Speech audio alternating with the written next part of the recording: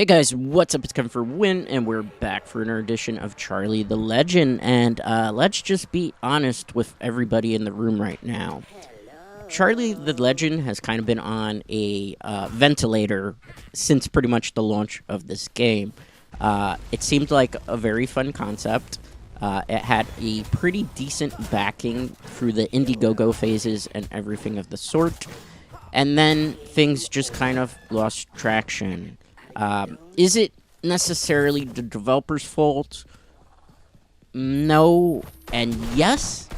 Let's just kind of deep dive into the whole lifespan of Charlie the Legend and its current shape. So, when Charlie the Legend originally got its open beta, it was met with a lot of criticism. The game looked very rough around the edges. Like when the survivors would run around the screen, things would look pretty scuffed, to say the very least.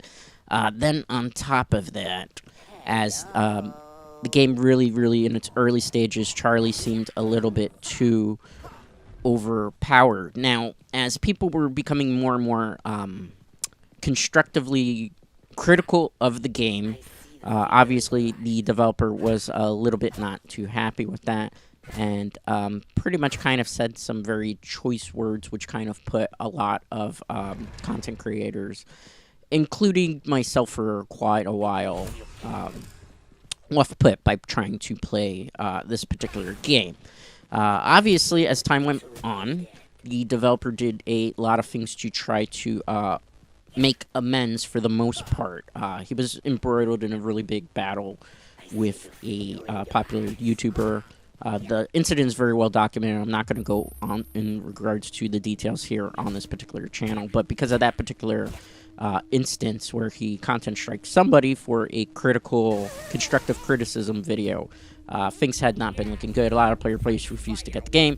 On top of that, when Charlie Legend originally released, it was a very steep asking price for a game that was not really refined. It was like $39.99, which definitely off-put a lot of people. Well, since then, the developer has tried their very best to kind of make amends and try to get this game lively and going. Well, the first thing that they did was they lowered the price quite a bit, so it went from a $39.99 price tag to then down to a $29.99 price tag.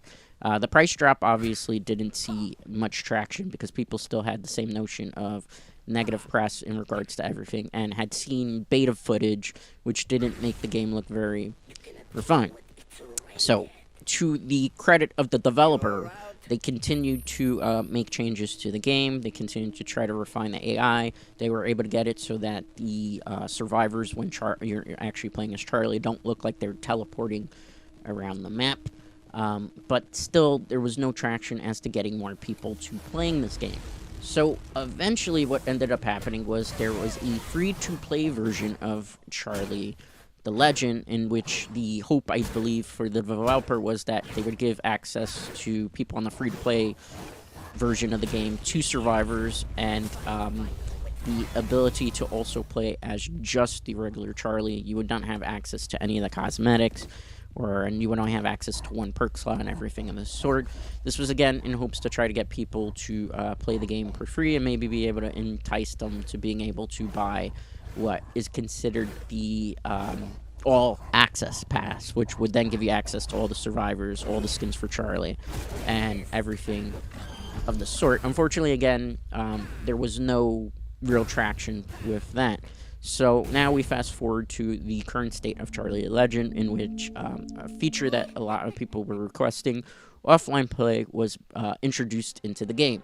Now, offline play is kind of a mixed bag. Again, remember I always say that there's a work in progress for this particular game. When you're playing as the survivor, which is the footage that you see here concurrently, it's pretty easy, or it's not pretty easy, but it's pretty hard back and forth match against Charlie. Charlie will give you a run for your money. It feels like the AI works properly in the way it's supposed to. Now, as you saw in the previous footage for this particular video, when I was playing as Charlie, that is not the case. The experience is still not very smooth. You have survivors that Sometimes on certain maps, we'll get stuck. We'll just stay frozen in place. We'll not actually try to attack Charlie. Then there's other times where the survivors, which pretty much I only feel happens on the Toy Factory map, actually are able to pretty much curb stomp Charlie, where they're able to send them back to hell relatively easy. So definitely one of the fixes that I'd like to see for offline play is a fix to the survivor AI while you are playing as Charlie, because obviously the major draw for this game is being able to play as this possessed, this demon that possesses this killer doll, which is basically a story for Charlie of the legend. Because obviously the AI for the survivors is pretty bugged and messed up in offline play, it makes trying to kind of play Charlie matches pretty dumb, because either you're going to get a super easy one or you're going to get one that ends before it even starts. Now, as you can see, I think another reason why people kind of have shied away a bit for Charlie the Legend is just because there's not really any significant balancing changes that have happened. Case in point, if you're playing as Charlie and you're playing online, assuming you can find an online match, you run into situations where Charlie is definitely OP'd. He can pretty much curb stomp through people super fast, even if you're not playing in Nightmare difficulty. Even playing against AI Charlie here, as you can see, he can do way more damage to me than I can do to him. Now, obviously, killers in asymmetrical horror games should naturally be taking...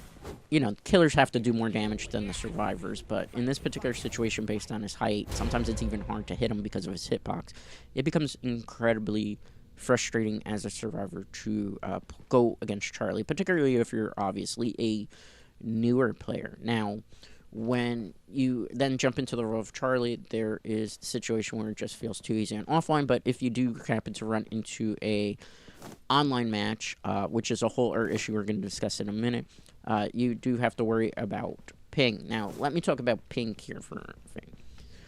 When it comes to Charlie the Legend, unlike games like Dead by Daylight and, well, back in the past, Friday the 13th the game, or some of the major AAA titles, this game does not have dedicated servers. So think of Super Smash Bros. Ultimate as your experience for online play. It is peer-to-peer connections, meaning that it is based on the connection that you have to the other players playing the game. Also, Charlie is always the host. So if you get a Charlie in particular that has bad internet or is very far away, chances are the matches are going to disconnect. Now, unfortunately, because the player pool is extremely limited, I've only seen about 20 people on in its peak form for this particular game.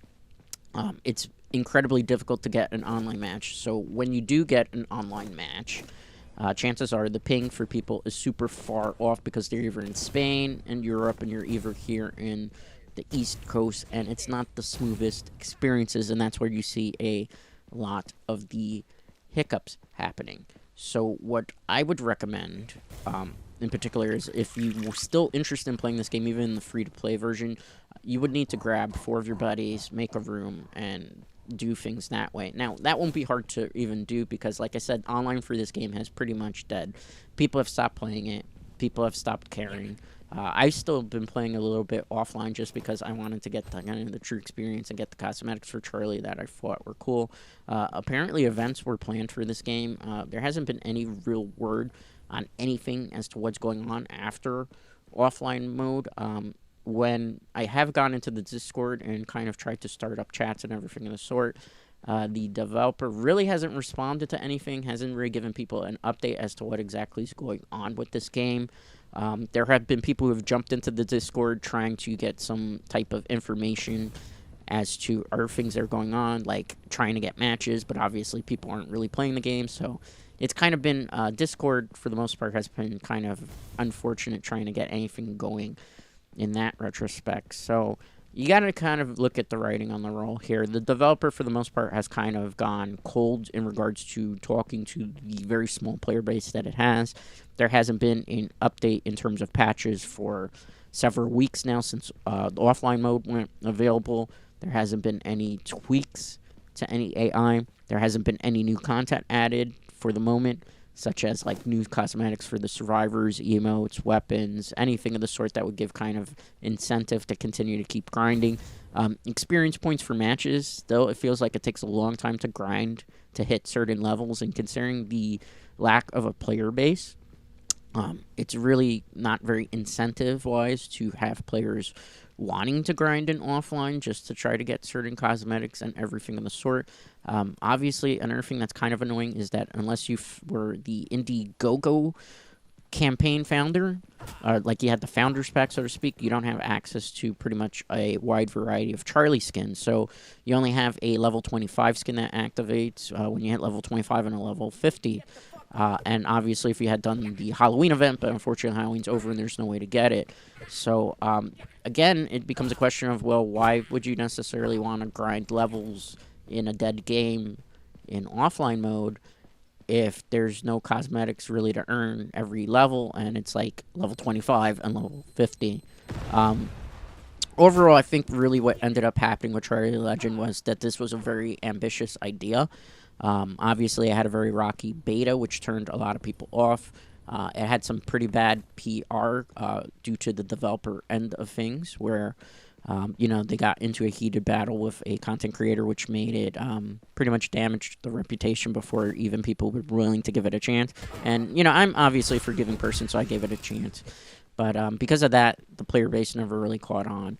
And now, really, in its current state, with the lack of communication between the small player base and the developer, the lack of content updates to actually try to get people engaged in here, and just the fact that the peer-to-peer connection aspect on a game that kind of really needed dedicated servers, though I could understand if the player base isn't there, why as a developer would you support it? All these things just kind of have been nails in the coffin for Charlie the Legend. So a lot of people that have been asking me, why are you playing this game? Isn't this game dead? And I've been like, no, it's not really dead. There is a following for the game, but I'd have to say at this point, it's time to put Charlie the Legend to bed. Offline play is a nice concept unless they refine it so that you can have a really engaging experience on both sides for Charlie and Survivor. I can't see too many people wanting to pay $20 for this even in this rate for stuff of that sort. So yeah, Charlie Legend's kind of dead at the moment. I don't think it's going to be coming back to life anytime soon. Anyway, that's going to do it for today's video. As always, a like on this video is greatly appreciated. If you're not already subscribed to the channel, definitely consider doing so as it helps the channel grow. And I will see you for the next video, which will probably not be a Charlie the Legend video. Till next time.